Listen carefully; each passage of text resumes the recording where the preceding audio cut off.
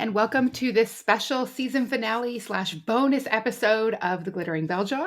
I am one of your hosts, Valerie, and I am joined today by Bree, as always, and Samantha. Samantha Yay! is our special guest. She is joining us for this finale / bonus episode. I haven't really decided what it is, but that's not the point. Samantha, do you want to give us an introduction, how you found the podcast, what level Harry Potter fan you are? Yeah, sure. So my mom started reading the first book to me and my brother when we were little. And then I went to every midnight launch of all the books and all the movies, true Harry Potter obsessed fan. I found the podcast by chance searching for a Harry Potter podcast. The first episode, the day the same first episode came out, and I'm just really excited to be here. This is so amazing! Yay! Love having you here. Thanks for coming. Yes, I can't wait. Cool. So this is a different episode. So if you are brand new to the podcast, we're going to kind of just dive into it because we have a lot to cover. This is like not a 4-chapter length episode, but nearly, because we have 2 films. Because this special episode, we are talking about Harry Potter and the Deathly Hallows Part 1 and Part 2, the films. Yes.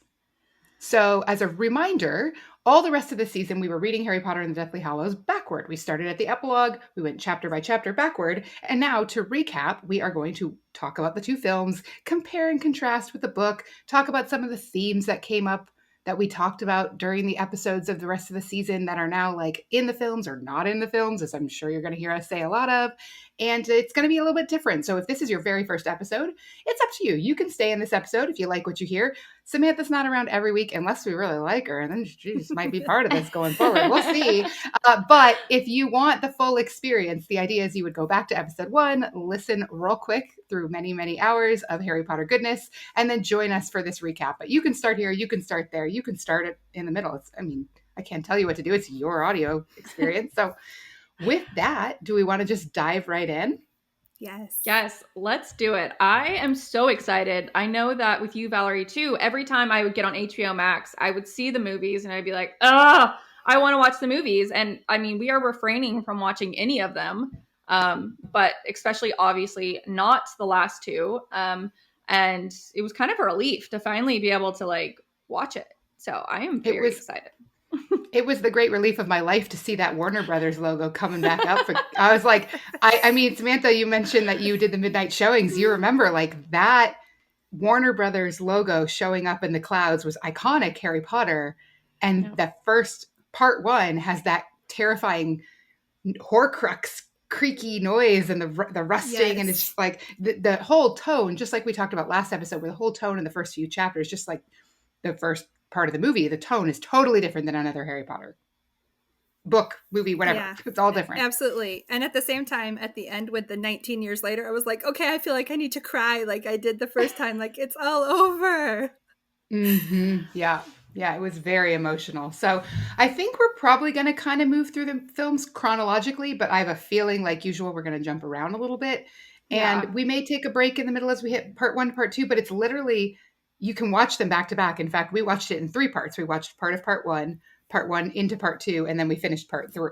I was going to call it Part 3, but we finished the second one. And I watched 3 sittings. And I watched Part 2 first, and then Part 1. I was trying to keep the whole watching it, reading it backwards. True fan. You are committed. You're yes. committed. Yeah, I love that. I thought about that, but I feel like we've been doing we've been doing that for so long that I was like, I need it to just go in order. I just need. All right, so where should we start? Right. Who wants to kick us off? I mean, I just want to say that the movies in general, I know the books were dark. We just read them. They're very sad. They're very dark. But the movies themselves, they feel even darker than the books to me. And I don't know if you guys agree with that, but probably because you have that visual aid of you see all the wreckage. Everyone is so sad. They're not very expressive. Everyone is solemn almost the entire 2 movies. It's dark. It's, you know what I mean? But all of it, everyone was sad the entire time. And even the burrows looked horrible. You know what I mean? It looks so sad. What? I have an interesting point. You call it the burrows with an S, which is what Mad Eye Moody calls it too. Oh, I don't know if you know that it's called the burrow. It's a singular. But Mad Eye Moody said it, and I was like, that must be where Bree picked it up because you've been calling it the probably. burrows the whole time. And I was like, where did that come from? Yeah, you were inspired by Mad Eye on that one. I actually had a note about that because I was like, I know where Bree got it from. Okay, I love that. At least I got it from So one somewhere and I thing, didn't just make it up. yeah, yeah. One thing that I did want to kick off is these opening scenes because they're actually not in the books, right? So we have Scrimgeour's statement about the strength of the ministry, and we have Hermione's goodbye to her parents, which is described in the books, but is obviously not shown in the books. We have Ron standing outside the burrows, and I think it's an interesting introduction because one, it cuts out a lot of characters, right? A lot of characters that are in the first few chapters are not in these sections. And two, it lays the foundation for the tone of this first film and then the pair of films in general being a lot darker. But addressing what you said, Brie, I think an interesting point is that there's a soundtrack when you watch the movie. And that does add to the immersiveness is that there's this soundtrack throughout the whole thing. Yeah, no, that's a good point. It's a whole experience. Yeah, I think seeing Hermione obliviate, like with the picture frames, I was like, the one thing that bothered me a little bit was the empty picture frames. Like, if I turned around and saw empty picture frames, I would like, I didn't do that. But also, I liked how when they were in the Forest of Dean and she was talking about how, like her parents used to take her there, and then she was saying, well, like they probably wouldn't recognize it now. I was thinking at first, oh, it was because it changed so much, but she was saying it looks the same. So it's because the memories that they would have had with her there were gone. So yeah, it was. Yeah, I remember that was a good one. Seeing that in the theater, that particular scene, because it wasn't expected. It wasn't something that was really, I mean, it was discussed but not shown or talked. It wasn't on the page in the same way. I remember just being like, oh no, this is going to be really hard because they're starting with one of the most heartbreaking things, which is this idea that this woman would erase herself from her parents' lives to save them. And I actually we watched with closed captioning on, which I highly recommend because I caught so much more from the closed captioning and all the background that her parents are discussing their trip to Australia when she obliviates them. So it's like it is a complete representation of the way Hermione describes the scene in the books. They were going to Australia. They don't know me. There's no, like, they were planning an Australia trip when it happened. So they would have finished planning their Australia trip and gone off without her. Yeah. Yeah. And I didn't feel like in the books, I didn't feel like Hermione was that sad, or it didn't seem that way to me. But I actually like in the movies because that does make sense. Obviously, she would be very, even if you think there's a possibility that you're going to make it, there's a possibility she doesn't. Her parents will never remember that they had her. And that is very sad. Yeah. I did think there was a little bit of a loophole when she's like walking down the street of the Death Eaters just need to know where she lived to go to ask the neighbors. Like they're like, what about the girl who used to live here? And they're like, oh, she just went away. And then they, I don't know, there was a little bit of a gap there, but I was like, I guess I didn't need to think it all that deeply. Well, I think they're supposed to go to Australia and they're going to stay there. I think she's like got them going there forever. So then, they're not supposed to tell anyone where they're going or something. I don't know. Yeah. But yeah, that's fair. So we ended last episode 14, with discussion of Bellatrix and her amorous interest in Voldemort. And I was wondering, Brie and Samantha, what you thought of Bellatrix's betrayal in both films, because I thought it was different than the books. I definitely thought it was different. I was even looking for it because you see all these like memes and like fan pages that talk about that, and like she volunteered to kill Harry, and I just felt like she was just trying to get attention, but not this like romance with him. 100%. It's portrayed completely different in the movie. She's kind of just like a mad person. She's just crazy, like she's just evil, weird, crazy, all the words. Yeah. So she definitely wants to serve him and, looks up to him, I guess, but not in any She doesn't want to serve him. See, if you're not watching on YouTube, you just missed what my eyebrow did as I delivered that line. You can subscribe on YouTube too if you like listening that way. Oh, yeah. Yeah. Which is, a little disappointing because I truly think that is where the author was going with it, but maybe not.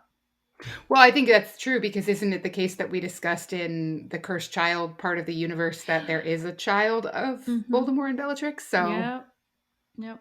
that's outside my knowledge of the canon. I know it counts, but I don't know it well enough to reference it. Yeah, true. Yeah, you're right. Okay. Well, there we go. I've been validated. I will say one of my favorite last minute character introductions happens in this movie, which is Mundungus Fletcher. I think he is perfect. The guy, whoever they cast as Mundungus, his kind of slimy character is just perfectly cast. And it's interesting to me that at this point they chose to introduce him.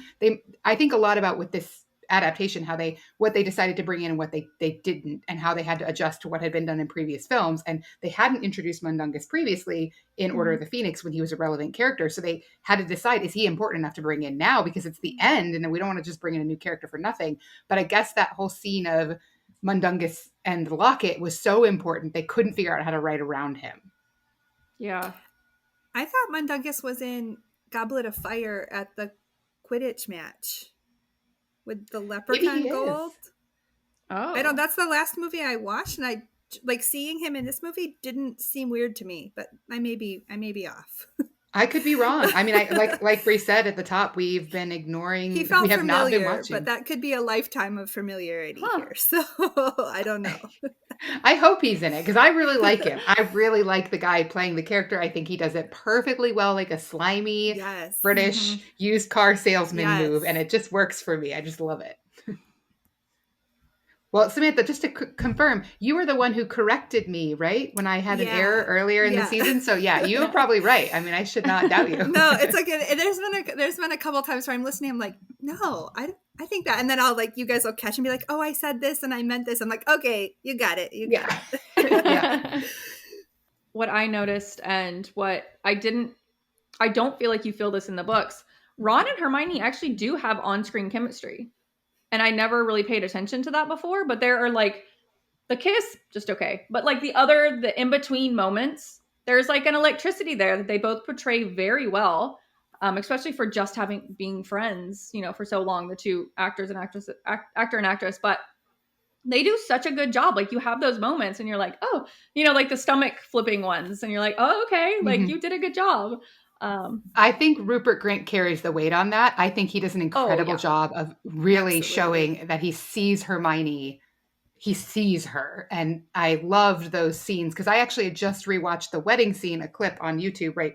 Like last week as part of our research discussing Bill and Fleur's wedding. And the scene was like, Ron looks at Hermione at the wedding. Like that was the name of the clip because that's the important part of that scene, not the wedding. Yeah. Yeah, so I watched the movies backwards. Like I saw the kiss and then like they come out like holding hands all shy and like, oh yeah, this is a thing now. But when I watched the first movie after that, it felt like I was seeing them after the kiss. So it completely like validated for me that of course that one thing would lead to another. It felt there at that level already. Mm-hmm. Yeah. Good. That's a really good piece of feedback I would not catch because I watched it forward. And we had that a lot in the season where we would like find something and then get back to where it started and be like, oh, now it all makes sense. Absolutely. That fits perfectly. Speaking of kisses, can we talk about kisses for a minute? Yeah. Because we spent a lot of time talking about the Ginny Harry kiss in the book and now we have the film version. And I have the note in my notes, the locket scene, which I know, Bree, you don't really like the locket scene. Right. I remember you saying like you found it very uncomfortable. And I was like, weird and creepy. The only thing I like about the locket scene is that it proves Dan Radcliffe can kiss an actress with a lot of passion. And it just shows that unfortunately he did not have that chemistry with Bonnie Wright as Ginny. It just didn't work. It just didn't work. So I have a counterpoint. Their chemistry was okay. What I think really did it is because they cut out too many of Ginny's scenes. Like you don't get any of those because whenever she had the dress open, it wasn't as good, obviously, as Rupert. Rupert did a really good job their scenes, but the dress scene still has a little bit of electricity, but she doesn't get to have whenever in the second movie, whenever she she's there and she gets to be jealous of Cho. You don't get any of that, where, you know, Cho wants to show Harry, you know, the Ravenclaw Tower, and the scene in their room where they're actually making out. Like, they literally just, he zips her up, turns her around, and they start making out. There's no lead up. There's nothing. And they kill that energy in that scene by bringing in George for comedy. And it's like they took what should have been, and probably because they cut so much of Ginny before, they're like, this is really awkward. We need something to break that tension. And so we're going to bring in George and make it funny. Because I'm just laughing and I'm like, I'm awkward and then I'm laughing. And that is not the stomach dropping feeling that we really should have with that scene. I just feel like we got robbed as far as, like, the actress is fine. Like, Bonnie Wright, great. It's just that she just didn't get enough scenes. They didn't give Ginny enough meat. Yeah. I feel like we did not get robbed with Hedwig's finale, though. I prefer the film to the book, hands down. Absolutely. She dives in front of that curse for Harry, and that is how it should be. She is a loyal pet. She honors her master, and she takes one for him, because that would have hit Harry. That was the whole point of that scene, and I don't know why. Yep. Maybe they proposed it in the screenwriter's room, and Joe Rowling was like, I should have written it that way. Let's do it. Like, I don't know how that feedback process goes when they would deviate from the book on such an important detail, but I love that he lets her go. Because, of course, why does she need to be in a cage to go to the burrow? She's a bird. She can fly. Nobody knows it's Hedwig. It's a bird. And then that she comes back for him is like, I just loved it. I can't. I had notes on that too. So Hedwig defending Harry is also like why he thought his cover was blown, like how they knew he was the real one. And I loved that explained why Voldemort like matched wands, like they linked together, instead of him like trying to find all the other ones. Like he knew like Mundungus saw him and left and killed Mad Eye, and then so he like was making his way probably through all of them, but Hedwig is what gave it away, and it was like the ultimate sacrifice at the same time. So yeah, I thought it made more sense, and it was more concise from a film perspective, especially because Stan Shunpike is that character that Harry fails to shoot to kill, but who we might have recognized, but we don't need to explain it. Like, give us something visually that makes a ton of sense. I love that. I actually had notes on that as well, as like Hedwig, her finale is such a great rewrite of the books. And I say that in my favorite movie, which is the almost perfect adaptation of the book. So that deviation, totally love it. Yes. Love it. Yeah, 100%. It's the only thing that makes sense. Why would he have her in a cage? That's so stupid. Like, Harry wouldn't do that to Hagrid. Makes no sense. Well, so what about the wedding? So, Luna, I had a Luna moment, obviously. It's obviously a little bit different in the book when Luna is at the wedding with her father. But it's one of the reasons I feel like I'm Luna. And it's, I guess, partially the movie Luna is she literally just says, Harry doesn't want to talk to us right now. He's just too polite to say so. Like, she can see through him, which is kind of, I guess, a way of doing that without Harry being disguised, since they chose not to disguise him in the movie. It was her way of, she's very intuitive and empathetic and can really pick up on people's cues. So, and she just would say it, where like, most people wouldn't just say that. So I don't know. I just love Luna, obviously. Yeah, I enjoyed seeing like their friendship. Like you guys had talked on one of the other episodes about like Luna and Harry's like friendship is so different than Harry's friendship with anyone else. And so I was like paying extra attention to that in these movies too, like how they showed that. Yeah, I don't think we get enough of it, frankly, but no. Well, but we don't get enough Ginny, so. It's still cute. It's still cute. You see this like, okay, they have a little something. Yeah, I like that Luna. I like the fact that I should say back it up. I like that in this rereading and watching the films, and especially I guess it's kind of funny. I've never really talked about Harry Potter with other people. Like I've nerded out with other people about Harry Potter, but never like let's critically look at these different things that are happening and discuss them and pull them apart and see what's inside. Because I get a lot of stuff from our conversations, Brie, that I would never have gotten. I mean, I never got Bellatrix and the sexual tension. I never got Luna's.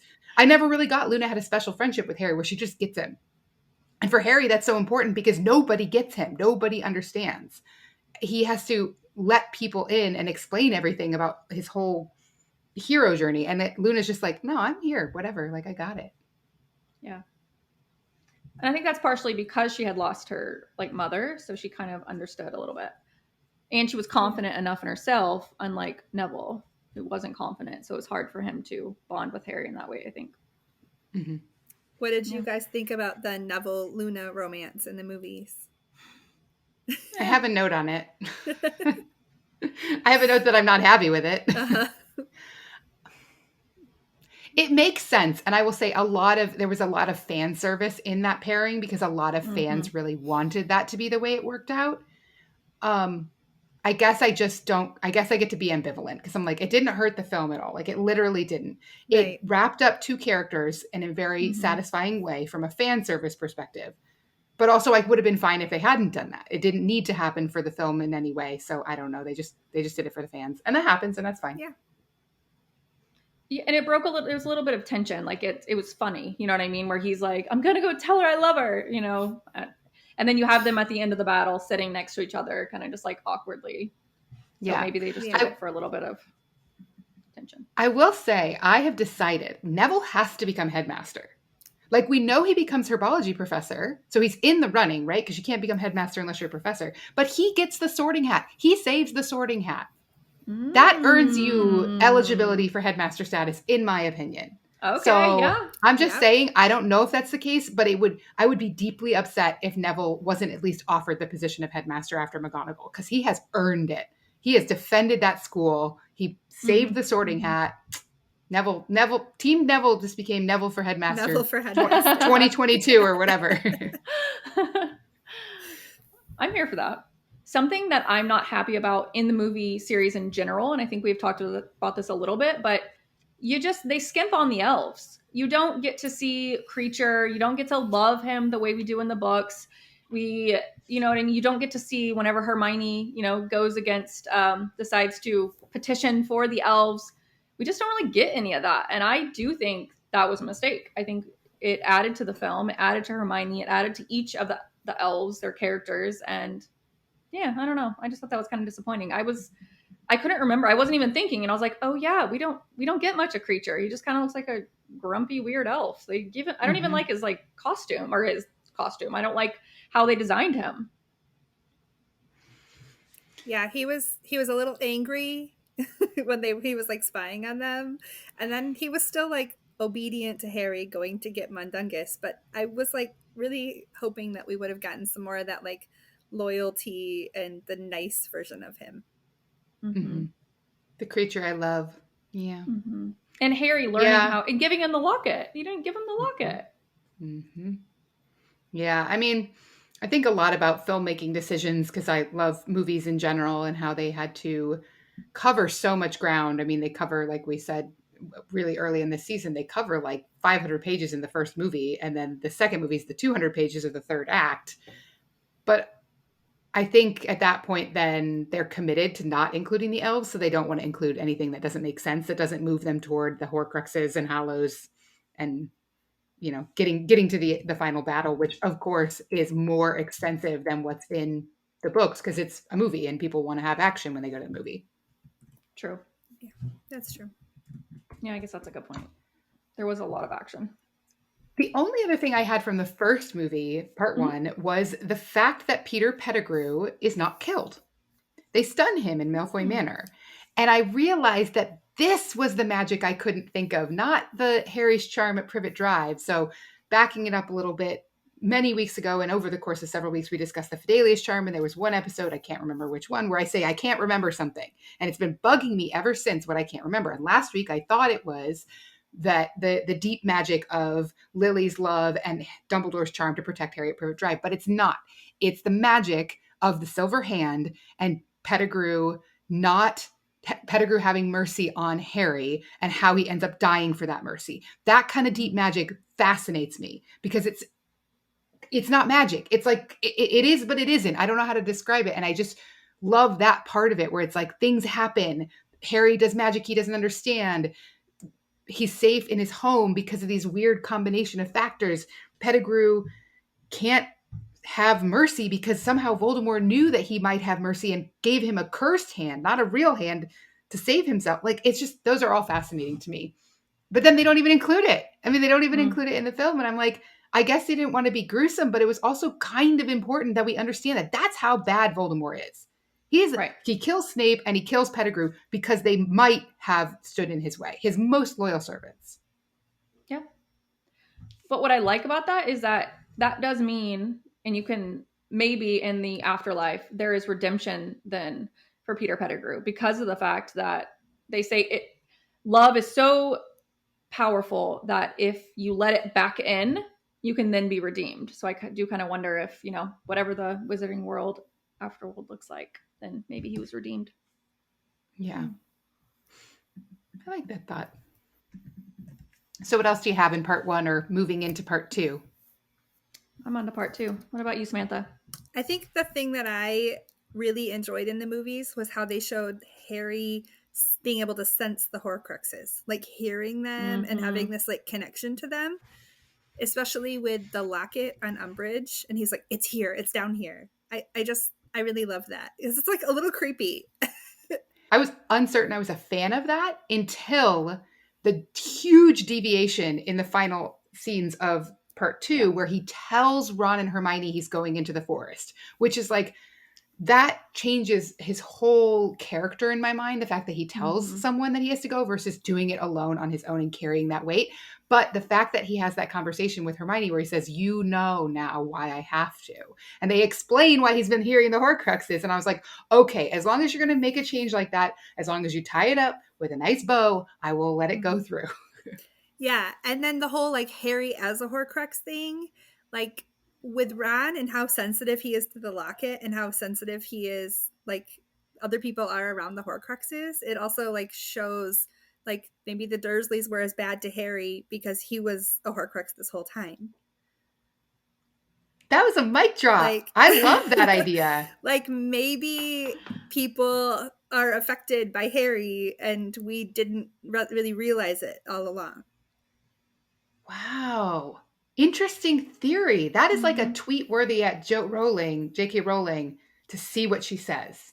Because we talked about that in a previous episode, how interacting and getting close to, not just physically touching, but getting emotionally close to a Horcrux can impact you. Right.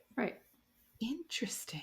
And also like how like Umbridge didn't seem to be really affected by it. I mean, we know that she's like from the bloodlines of several of them. She claims. Yeah. Right. But so like maybe people who like have no soul aren't affected, but yeah, I just was thinking like, okay, well it still affected Harry though. Like Hermione's like, take that off now. True. So it was still affecting him too, but yeah, I just thought that was interesting. And maybe because he's a human, it's a little bit different. You know what I mean? You don't wear it, or I don't know. Yeah. Joe Rowling did say the reason that Umbridge wasn't affected is because she was already evil, and then it wouldn't have affected her. That's just like already her like brain wavelength. But the Harry one, yeah, I don't know. But he also had so many good relationships that would kind of make you wonder, like, I don't know. I don't like giving the Dursleys any excuse. They get no excuses. Right. Even though you bring up a really good point. Yeah. Okay, so let's talk about part 2. Opening scene, again, not in the books. It's the Hogwarts scene, students marching in, Death Eaters making things miserable, Snape just overseeing, and then we go into the film. So what do we think, having another opening scene that isn't in the books? I liked it. I think it gave us some more darkness. Hogwarts has now changed forever, or at least, it feels that way. I do think you do start to question if you didn't read the book, or right, if you haven't read the books before you watch the movie, you're questioning Snape.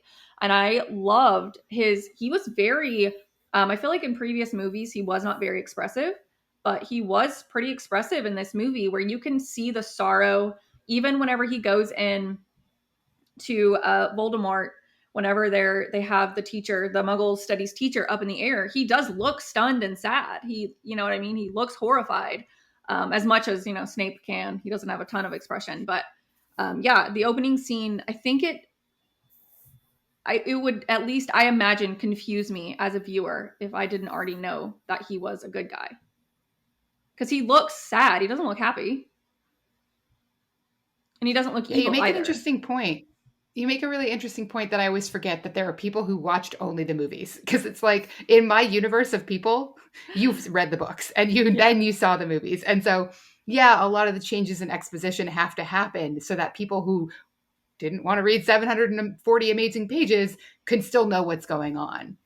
So I also noticed that he was really expressive with McGonagall when Harry reveals himself to the Carrows and Snape in the Great Hall, and McGonagall steps in to defend him, and he looks afraid. He realizes he's met a witch who can match his skill. And I love that scene for, a couple of reasons. One, Snape then casts this spell behind him that takes out the Carrows. That I remember when I learned that he did that on purpose. I love that.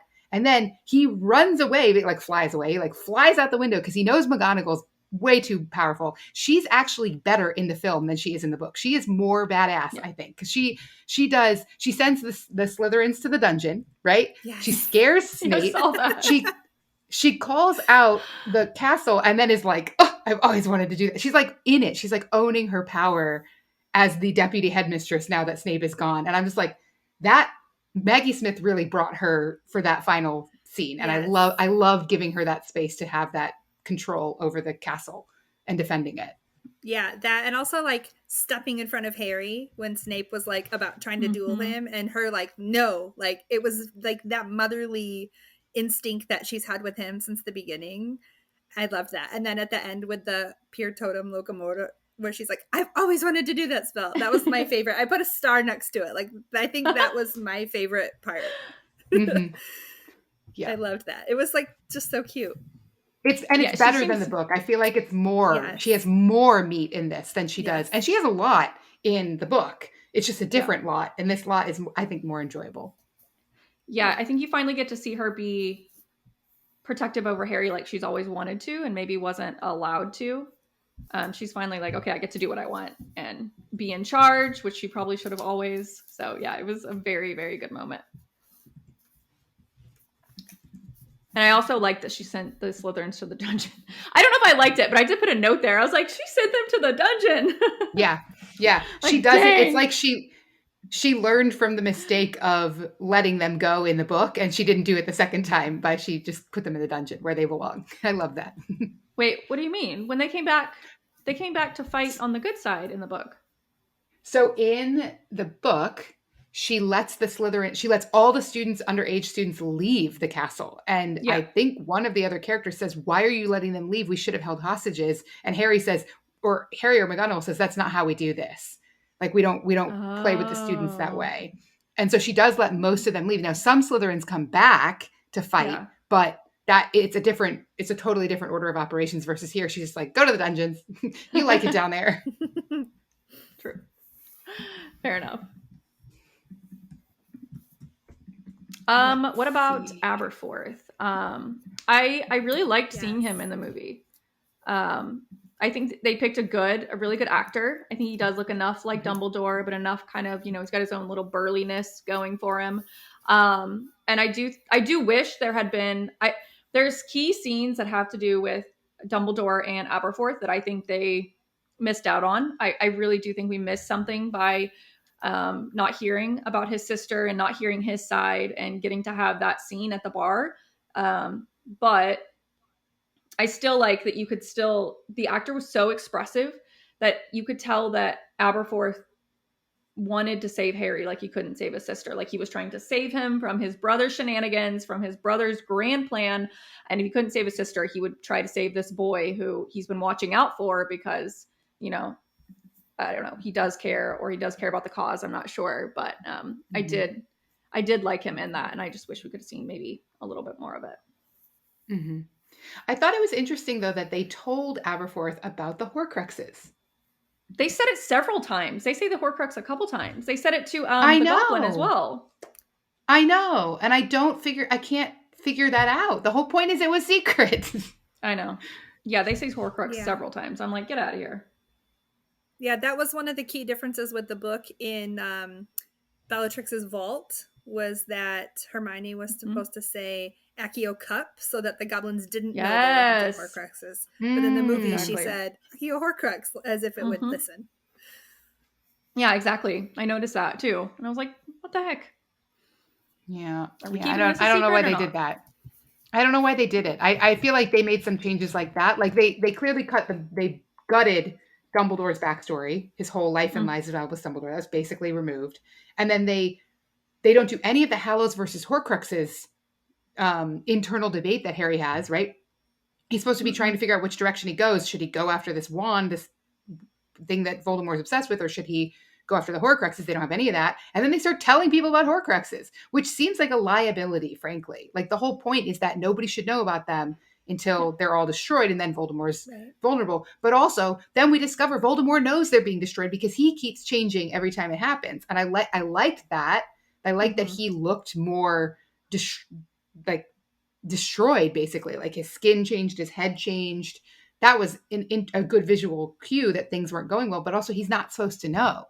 He's not supposed to know until after Gringotts, and then he realizes what they're after. They just kind of didn't have any secrecy around the Horcruxes when they're supposed to be very secret. Yeah, I think it was a kind of a plot hole in the movies, personally. But I really appreciated the war scene with the big three running through the castle. You have the trolls, you have the spiders, you have the wolf or the werewolf killing Lavender.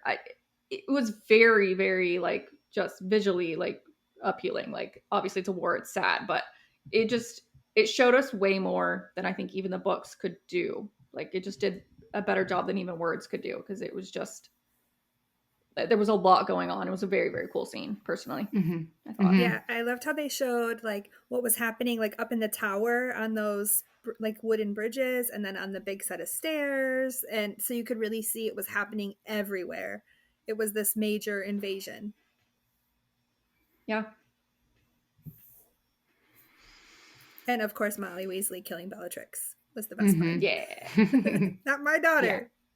Yep. One thing that I noticed is somewhat in the same time frame is Snape acknowledging that he knows Lily. Because he says, you have your mother's eyes. And the only way he could know that is to know Lily. And he's basically saying to Harry, like, it wasn't just about your father. It was about your mother, too. And I had never caught that he was acknowledging, like, he never says Lily. He always talks about James. Snape always mentions James when he's talking to Harry. And that's the last thing he says is, you have your mother's eyes. And it's the acknowledgement that it's also Lily. That's also part of the story. I guess you're right. I never noticed that he didn't, because I was thinking that whenever Harry and Snape did occlumency, that Harry saw those, but I guess he only saw the bad things about his dad. He didn't really see the good things about Lily. Yeah, the only time he sees Lily is when Snape calls her a mudblood, which would give him the indication that they are not friends. He has no context that they ever were friends until he goes into his memory. And that's why he was like asking if it was why it was so curious that Snape and his mom had the same Patronus. Like even thinking about it now, when he was when Harry was watching the flashbacks of what he knew with Snape, it was always about his dad. So that does. And I don't think that line is in the book. I don't think Snape says that in the book. I might be wrong. You have your mother's eyes as his kind of last words. I thought he did. Let's take a look. Well, let's find out. Maybe you're right. I think he does just say, look at me. And he's like, look at me. Yeah. Yep. He says, look at me. Now, I liked that they did that. Yeah. You could theoretically say the green eyes found the black, and after a second, something in the depths of the dark pair vanished. Like they're alluding to, and we talked about it being Snape's last thing he sees on this earth is Lily's eyes, but they make it more obvious in the book. And from Harry's perspective, he has to be like, why does he know what my mother's eyes look like? Like, where does that come from? And then he gets that answer when he goes into the memories. The other thing I caught that I'd never caught before was that Snape in his memory says always, right? After all this time, always. And then Mhm. Lily echoes it in the forest. Yes. I had never Yes. heard that line before. And I don't know if it's in the book because it's never jumped out at me. Like, will you stay with me always or something like that? I think in the book it's just till the end or something. I loved that parallel between Yeah. the two of them, that in their own way, Lily and Snape are still connected for Mhm. Harry. Yeah. And we don't have time for this debate. You know, I love the Snape Lily dynamic. I'm not positive that Snape had the hots for Lily. I'm still convinced she was just his best friend and love of his life in a certain way. I don't know that he ever, maybe he did want to be with her, maybe he didn't. Maybe had he not gone, became a Death Eater, they might have ended up together. But I think we focus so much of him being in love with her and wanting her that way that I think it's possible that they were just best friends and it was his first friend. He probably just loved her. Yeah. There's definitely an allusion to it because when Dumbledore and Snape are talking in Snape's memories, Dumbledore says, "Can't you find another woman?" Basically, like, won't Voldemort just let you have your pick of any woman you want? And he says, "I don't want any other woman. She's the only one." I'm trying to find it. It's going to take me a second. I'm flipping through rapidly. See, I thought the only thing that was said was Voldemort was talking about Snape and Lily, and he said, well, Snape can find somebody else. Maybe. Yeah, I must be pulling together different parts of the story in my mind because it's not in that conversation between them. Yeah. Oh, I had one more thing. Well, I have a couple other things. They're littler, but Okay. they didn't go into it in the movie, so I can't say this with certainty. But I finally got clear in my mind that Dumbledore's plan for Harry in The Prince's Tale is for the greater good. We saved him to die at the proper time, and the unspoken thing is for the greater good, which is the whole thing. That's been Dumbledore's whole mantra, is for the greater good. And Snape, just like most people, rejects this idea. Wait, we did this for the greater. What? You can't keep him alive just to have him killed later. But that is Dumbledore's plan. So it's like this thesis in his life from being a young man to after his death, that he's doing it for the greater good, and everyone else doesn't realize they're just pawns in that game. Which it's for the greater good, but it's still like these are people's lives that are getting pulled up into Dumbledore's scheme. So I get Aberforth's anger with his brother about that. But Dumbledore also was preparing that Harry would have to die by giving him the resurrection stone.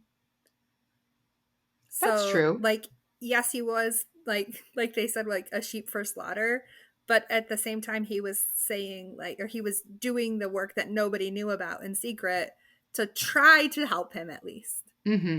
Mm-hmm. And yeah, that is he true. knew that it was for the greater good, and the fact that Harry got to live and he became probably a much better person of himself because he didn't have a Horcrux on his back, you know? So... Well, I don't know that Dumbledore knew what would happen, but he knew that the only way to stop Voldemort was for Harry to die. And so he had to just set Harry on the path that was going to try and accomplish that goal with as little collateral damage as possible. I think he had a theory. I think everything in the entire books, Dumbledore has theories. And I do think that he had a theory that Harry would live. I don't think he knew that. He was willing to risk it. Risk it for the biscuit, but... I feel like there's a quote that Dumbledore says that sometime. Oh, it's in King's Cross where Harry's like, "Tell me what you know," and he's like, "I don't know," and Harry's like, "Have a guess," and Dumbledore's like, "Well, my guesses are usually pretty good." Yeah. Right. You know, and speaking of King's Cross, we don't get to see enough. I know they decided to gut Dumbledore's whole backstory, so I guess that's why we don't get much, but Dumbledore is much more forthcoming. He explains the wand to Harry, everything. He does so much for Harry in that scene. In the book and in the movies, he's still kind of just very elusive. There's no closure on... There's no full circle, where in the book we get to see Dumbledore kind of confessing and telling Harry everything. You get a little closure and you're like, okay, well, at least he's still kind of a jerk, but you get a little less of that. Like, you see a little bit more human instead of manipulator, and you just don't get that in the movies. Yeah, he's not as angry though. True. And in the movie, like, the first time I saw it with like that white King's Cross scene, like I was just focused on that like little dead piece of Voldemort. It was just so like shocking. Like, why is this necessary? That like everything else kind of was overshadowed by that. Mm-hmm. Mm. Like I've seen that. now seeing it after so many times, I'm like, oh yeah, it's just that. But I'm like, okay, I'm gonna watch this with my kids, and like that's the Mm-hmm. one part we're gonna be talking about the Mm-hmm. whole time. It's true. Yeah. Yeah, it's an interesting adaptation of that scene. I think it does a better job. I feel like somebody finally got in, is it Michael Gambon? Yeah, it's Michael Gambon's face and was like, stop yelling at Harry. Like this, you are too angry. Dumbledore's not angry. He's kindly. Come on, man. That's a different adjective. Yeah. For me, it's such a refreshing difference in the Dumbledores that I'm like, I'm okay that it doesn't cover as much of the information that we need and we don't have as much time there. We don't get the closure because I'm like, at least Dumbledore's not yelling at everybody. I don't Right. who is this Dumbledore? It's Ugh. also like the Dumbledore of Harry's version of heaven, which is like the trustworthy, like Mhm. honest, like I mean, maybe we're just seeing it through that lens. Yeah. Yeah. Yeah, that's a good point. That's kind of how you viewed it, Valerie. Was that, is this all in Harry's mind? Which we know, Mhm. of course it is. But does that mean like none of it wasn't really Dumbledore? Which would mean that it's just what Harry wanted to hear and to see. Mhm. Hmm. Yeah. Good point. Interesting. Okay, I have 2 more notes and then we'll see what you guys Okay. have to wrap it up. So the first one is I have long been a fan of Malfoy. Like Malfoy was my favorite character throughout. It's where my Slytherin comes from. And I loved watching this time and realizing Malfoy was not going to cross that line for his father. Yes, It's he did only it for when his mom. he did it for his mom. It's only when his mother calls out to him that he finally, Yes. which makes me think like, if his mom hadn't been there, would he have stayed on that side? Would that have been the 100%. break? And it's crazy to me that I never had caught that dynamic that Lucius asks him to come and he doesn't move. He actually almost like rocks back, like Tom Felton like sits back, like I'm not, and then his mother calls and he can't say no to her. And I just loved that small piece. And then the other thing is, and this is what I caught from closed captioning, when Harry comes back to life and the Death Eaters start abandoning Voldemort. And there's a line that's buried in the closed captioning that is, stop fleeing or something. And I was like, they are so afraid of Harry and what power he has to defeat Voldemort. They are gone. They are out. They just zoop up in their little ghosty smoky things and they are gone. And I just loved that because I thought they were like flying around to start fighting or something. I'd never heard the line that they're abandoning him. And like, wow. Yeah, you better run, right? Like, yeah, the idea that it could be another fight that they didn't want to do. And that Harry has just survived the killing curse again. He is literally you cannot kill this guy. Because Voldemort, the most powerful guy of all time, has tried twice and failed twice. Boom. Yeah, the boy who lived again. Like I'm out. That should have been the name. That should have been the epilogue. It should have had a title, like not 19 years later, but like the boy who lived again, because he did. I think that point about Narcissa also ties in well to her talking to Harry after he's like and declaring him dead in the forest, because she asks him if Draco is still alive, and this like again shows that like connection with him, but Harry only knows he's alive because Harry just saved him. So like this is also like, had Harry not saved Draco, like she probably wouldn't have said he was dead, and then he really would have been dead. So everything would have played out completely different in that. Yeah, I liked seeing the movie version of that just because it reminded me of how kind Harry is and how so much like his mother, he is, because he can't say no to people. He has to just keep saving people. Just like not only stunning Stan Shunpike, like he can't hurt people. He's just too kind. And he doesn't want the wand. He breaks it in half. He only uses the stone like in a, he has a pure heart. And that's, that's why he was able to kill Voldemort in the end. Yeah. Jacob, my husband, and I talked about the whole reality of dictators creating their own downfall, which is a great thing in Harry Potter, where Voldemort picks the boy and gives him the skills to defeat him. And how if Voldemort had just ignored the prophecy, no one would have been able to stop him. But his own hubris and belief that he could defeat anyone creates Harry Potter. And I don't know that it would have been the same, but it theoretically should have been the same for Neville, right? Because Neville's the almost chosen one. They're the same in the prophecy. They're indistinguishable until Voldemort makes a decision, and he creates the person who can defeat him. But not only does he create that person, because he has Death Eaters and they attack Neville's parents, he creates the other half, and Neville does the killing stroke, which kind of finale, but like Voldemort just breaks apart and like floats away after the snake is killed and his wand is taken. And it's like, voila, like Neville is just a pivotal part of ending Voldemort as Harry is. Mm-hmm. Yeah. Yeah. And that also ties into that whole, like, with the Deathly Hallows title, and that the whole point with this book is that Voldemort is still, like, dying for power, which is, like, the first brother with the wand, right? Mm-hmm. So he's still, like, he was so desperate for the power that he ultimately gave Harry the power and still died. Mm-hmm. So... Yeah, what did you say? Like I sent you that message today, Bree, that your great quote from last week's, keep underestimating and then you die. That was Bree's Voldemort in a nutshell. Yes, right? He just assumes he knows everything and he keeps underestimating everything around him and then he dies. Yeah, especially because he didn't even realize that he had made so many Horcruxes that he made Harry as one and didn't even know it. Right. Yeah, he should have raised soul to him. You should have raised Harry as your own, bro. Like that was the smart move. Raise an evil stepchild that you can then keep with you because he's got your soul inside of him. Like you left him in the house and now he became a good guy and defeated you. Okay, that is some fan fiction I want to read. I know, actually. With a pet snake. Piece of my soul. I'll take you in, little one. Oh boy. Oh no. Oh my goodness. All right. Do either of you have any more notes on the part 2? I think my only, after just listening to like last week's episode right before this call, the one thing that I noticed when you were talking about how Hermione didn't want to ride the broom in like the 7 Potters is that in the movies she did, and she rode the broom in the Room of Requirement with the Fiend Fire. So like that whole like her being scared of it, like not in the movie.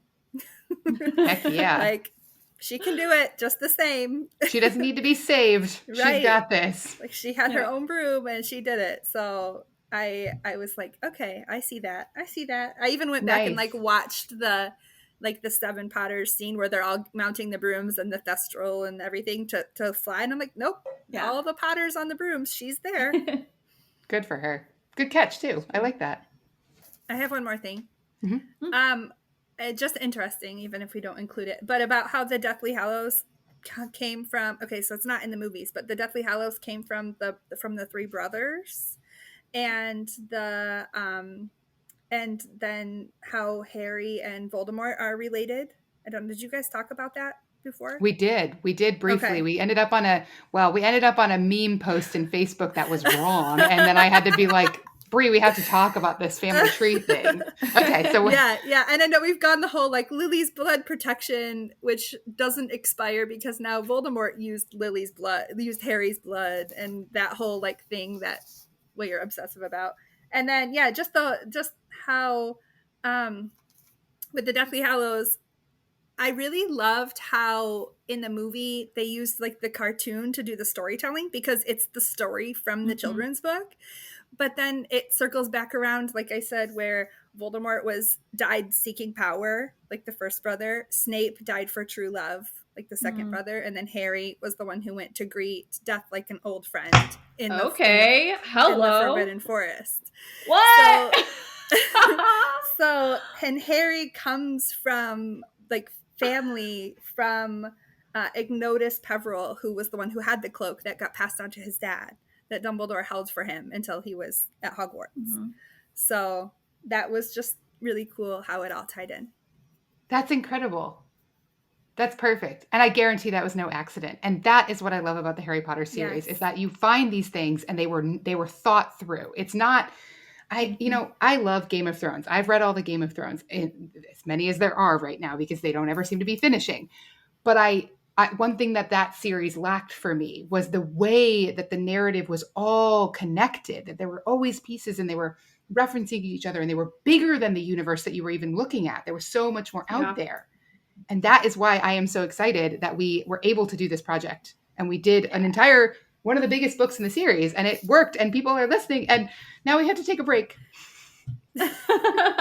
Which is to say, ladies and gentlemen, thank you so much for joining us. If you have enjoyed this episode or any episode this season or all the episodes this season, I hope you will take a few minutes to give us some feedback. We would love your ratings and your reviews. They are on Spotify now. I am hearing every other podcast tell you. So if you are on Spotify, please give us that 5 stars. We would love to hear from you, feedback and a review. You can find us on social media at BeljarPod. Brie is always on the line if you need her, if you have corrections because I said something wrong. And then you may join us like Samantha did, because Samantha's been following along on this incredible journey. She is coming with some insane knowledge that that's what I've loved about this so far. And we are really looking forward to getting back to you in about a month. If you are listening way in the future from when we're recording, you don't have to wait. There won't be a break. But we will be back to kick off Half-Blood Prince in just a few weeks. And we hope you'll be there to join us. Yeah, can't wait.